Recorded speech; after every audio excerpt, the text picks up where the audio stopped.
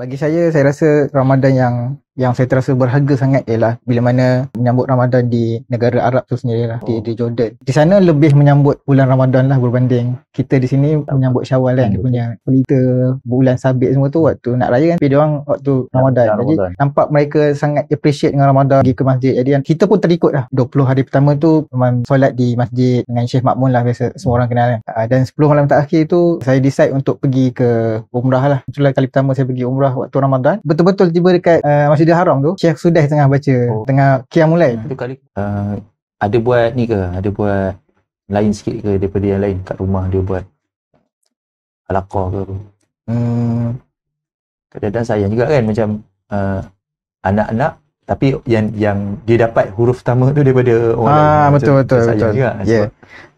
Saya seperti yang saya kata tadi, saya terlibat dengan masjid lah. Jadi saya pun angkut semua anak-anak saya pergi ke masjid sebab dia ada jadual juga lah. Saya sebagai imam ada jadual untuk mengajar anak-anak lah. Itu saya rasa sebagai khidmat masyarakat saya jugalah. Setiap hari Isnin, Selasa dan Khamis memang akan ada kelas mengaji lah untuk kanak-kanak dan juga remaja dekat situ. Jadi angkut sekali anak-anak sebab yalah kita kata rugilah kan, huruf yang pertama tu orang lain ajar kan. Jadi tak apa, jom kita angkut sekali anak-anak. Kita sekian cara macam tu lah. Baru sikit-sikit tu. Bila besar-besar ni jadi lagi power sikit. Ni soalan berbalik pada pengalaman. Kalau ikut pengalaman yang mula-mula dulu bila hafal Quran, tak adalah hafal dengan faham maksud dia, dengan hayati tadabbur kan. Tapi bila pergi ke Jordan, belajar dengan bahasa Arab lagi kan, dapat tahu dia punya sikit-sikit lah, dia punya maksud dia menghayati tu. Apa antara ayat ataupun pengalaman lah yang menyentuh lah. Okay. Ada beberapa ayat lah. Tapi saya suka ayat yang pendek tapi sentap lah. Pendek tapi sentap. Antara ayat-ayat yang saya suka baca ataupun selalu bila kita baca, memang terasa kan. Antaranya ialah Basyiril munafiki Nabi anna lahum azaban alima. Kabarkan berita gembira kan. Berita gembira apa kan? Kepada kaum munafiki ni. Kaum munafik ni complicated sikit kan. Bila ada ayat-ayat munafik ni, nanti sahabat-sahabat tengok ada tak ciri-ciri tu dekat diri kita lah. Kadang-kadang ialah kita sebagai manusia kan, sebagai imam sendiri, ada tak ciri-ciri tu dalam kemudian macam ayat yauma tublas sarair kan. Kita ni tak sunyi dari dosa lah. Dosa yang terang-terang ataupun batin kan. Jadi orang kata hari inilah terbongkarnya lah, terlanjangnya lah kita punya semua aib-aib kita kan. Saya suka ayat-ayat yang pendek tapi dia punya maksud dia mengetuk ego kita lah. Ada tak pengalaman dengan masyarakat sendiri ataupun masyarakat kalau di Jordan tu dengan masyarakat Arab lah, kalau di Malaysia dengan masyarakat Malaysia yang memberi kesedaran lah, ataupun bagi, kalau kita bahasa dia sentap lah, bagi kita rasa sentap, walaupun memanglah orang nampak kita baik kat luar lah, tapi pengalaman bersama dengan orang ni lebih mengajar kadang-kadang. Sebenarnya maknanya kita dengan masyarakat tu kita jadi sentap macam tu. Sama ada di Jordan dulu ataupun kalau ikut pengalaman saya yang sikit ni lah, orang Arab ni dia lebih terbuka, dia lebih terus terang. Dia terus terang kan. Kalau di Malaysia ni nak tegur imam salah masa solat pun mungkin sebab tak hafal juga kan. Tak ada siapa kan. Tapi kalau dekat negara ni confident dia lebih. Walaupun dia yang tegur tu dia salah. Macam ada satu video tu dia tegur imam kan, dia tegur imam padahal dia salah. Imam tu baca yang betul, dia yang salah. Dia salah tapi confident tu baguslah. Ada tak pengalaman-pengalaman, maksudnya Arab ataupun mana-mana lah, pengalaman dengan orang awam ke ataupun dengan siapa-siapa je yang bagi kesedaran kat kita lah. Saya rasa ada pengalaman lah. Seorang pakcik saya rasa dia pun tak tahu cerita ni. Takut dia tengok. Pakcik saya dia agak special sikit lah. Macam boleh tahulah apa kita ni kan. Bahaya ni. Bahaya kan. Dia stalker kan. Ingatkan Kasyaf ni. Kan stalker. Satu hari tu saya dapat mesej lah dalam inbox. yang saya tak kenal. Siapa tu? Sebab dia ialah profil lain semua kan. Dia tegur apa yang saya buat dekat dalam media sosial ke apa kan. Kadang dulu nakal-nakal dia kan. Dia tegur sikit je. Dia kata, Amin, dalam Quran ni banyak ayat-ayat yang mengetuk ego kau, dia kata. Kau cari lah sendiri. So tersentak tu. Ish, apa yang aku buat salah ni kan. So dan siapa yang bagi tu? Bila tengok, oh pakcik ni memang Pak Saudara memang buat saudara. Sejak tu saya agak berhati-hatilah bila nak posting sesuatu ke. Sebab waktu tu saya tengok ada buat salah lah. Posting yang nakal lah.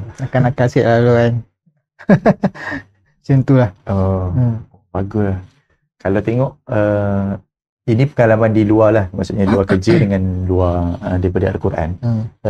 Ada tak minat-minat lain yang sebagai seorang manusia, ada tak minat hobi ke ataupun hobi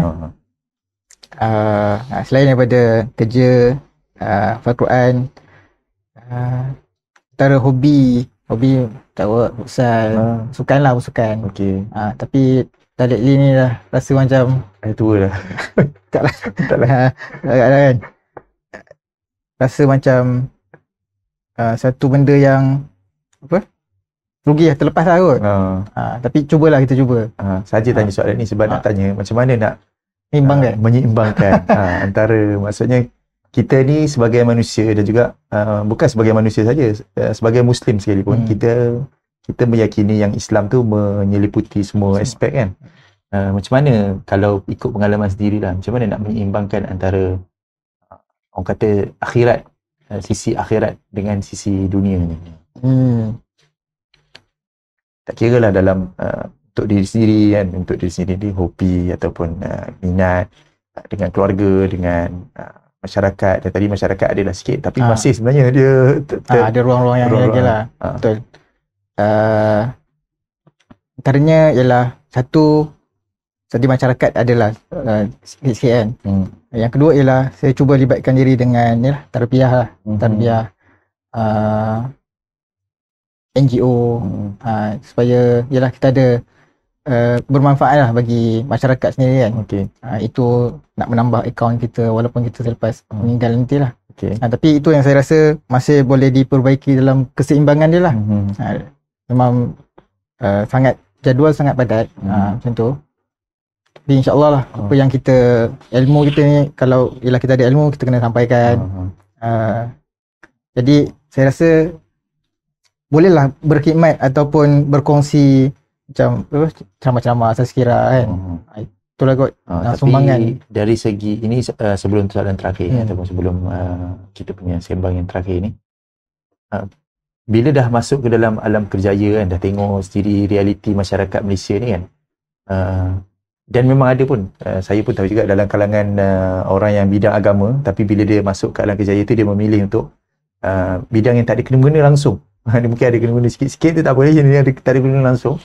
Sebab dia bukan sebab dia dah lupa agama, dia masih lagi solat, masih lagi mengamalkan agama, cuma dia tidak mahu dikenali sebagai ustaz, kan. Tapi ni saya punya soalan ni sebelum terakhir ni, kenapa masih lagi memilih maksudnya dikenali lah sebagai seorang Islamik, bukanlah sebagai seorang ustaz kan, tapi dikenali sebagai seorang Islamik. Mungkin setengah orang dia cuba nak sembunyi kan, dia sembunyi, dia kalau video ni nampak saya Islamik tak?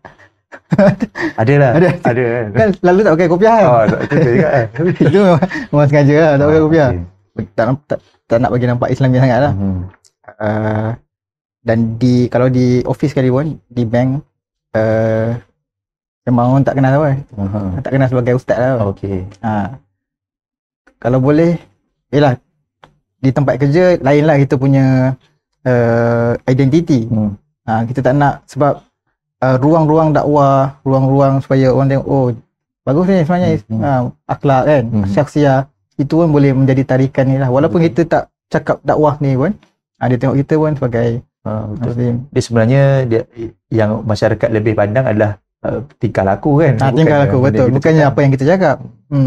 Dia boleh tertarik dengan tu lah, lebih tersentuh dengan kita punya ni kan, tingkah laku kita. Itu dari segi gaya lah ataupun perwatakan luaran ni. Tapi dari segi pemilihan cara hidup, pemilihan kerjaya, kenapa masih lagi memilih kekal lah dalam kata Islamik lah. Apa yang mendorong? Mungkin ada apa-apa yang mendorong?